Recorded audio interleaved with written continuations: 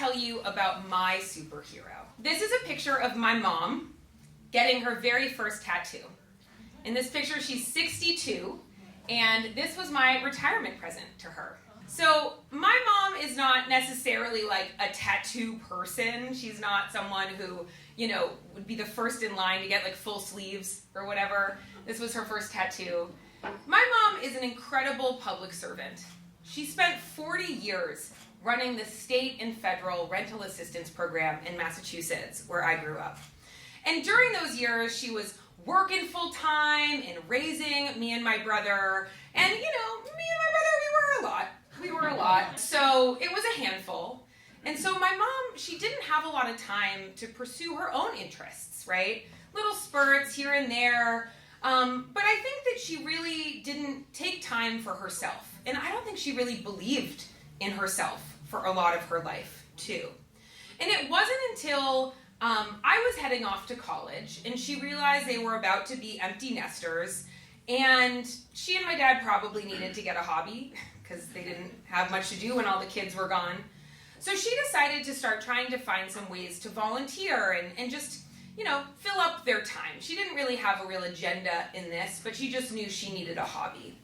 And so she started to jump into stuff. She and my dad became Boston by foot walking tour docents, and they started to get really into the history of Boston. And so she would call, and I'd hear a lot about the history of Boston. And then she got really into Picasso and learning all about Picasso and his many wives and lovers and those relationships. And I couldn't go to a museum without making sure I knew where every Picasso was with her in tow. But then one day, in about 2009, I got a call from my mother, and she was lit up. I had never heard my mom sound so jubilant and excited, and she was talking a mile a minute, and she was telling me about this walk that she had just taken at the Arnold Arboretum in Boston, which is like a big botanical garden run by Harvard. And they were doing a walk about the 50 most common trees in Boston. And the very first tree that they stopped at was a ginkgo tree. My mom later dubbed that Mr. and Mrs. Ginkgo. And what lit my mom up during this walk was that she had never really stopped to look at a tree. She had never looked at the leaves, never looked at the way that the branches came off, never looked at the bark. And for the first time, she had gone to a tree that she had probably walked by a million times. Ginkgo trees are all over, like every city. I think there's like a bunch around here even. And she had never stopped to really look at it. But when she did, she saw something incredible. She saw a living fossil. Ginkgos are the oldest tree known to man. They are 270 million years old. The oldest tree, older than the dinosaurs. She was amazed. And so she was like, I need to know everything about this tree. I'm so interested. My interest is piqued. Liz, you gotta look at ginkgo trees wherever you go. And my mom, when she gets in this obsession, she goes deep. This is a woman who goes deep. She has a collection of 300 egg cups, just to give you a sense of how deep she goes. She likes her obsession. So she jumped into learning everything she could about ginkgo trees. She learned that not only are they living fossils, 270 million years old, but that they almost went extinct. And they were saved by Buddhist monks in China who saved these trees for hundreds of years until they could be repopulated around the world. The ginkgos are incredibly resilient. I mean, they're 270 million years old, evolution has done something right, with them. But more than that, they found a living ginkgo tree in Hiroshima after the bomb went off, and it was doing fine. Made it through a nuclear blast. And they're a symbol of wisdom, right? For so many years, people have turned to ginkgo biloba to help their memory and all of these things. And they're just beautiful trees.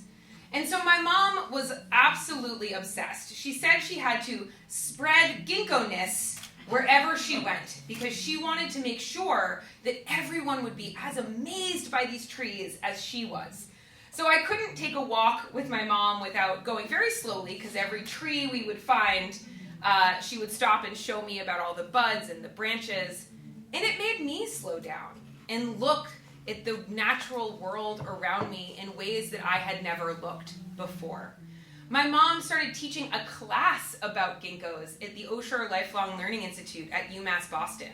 She volunteered to be a field study guide at the Arboretum, and she started teaching elementary school kids all about ginkgos and other plants and flowers. Every phone call I got from my mom, she was lit up and excited and just full of new facts about ginkgos. I could tell you a lot about ginkgos. She's taught me a lot about them. But it was so beautiful to see her be so lit up and excited about something. Like, I'd never seen her excited before. She even started putting ginkgos into her art, and so there was a Christmas where we all got Ginkgo Girl presents. That was this like a nice notebook she made me. It's like my mom's art.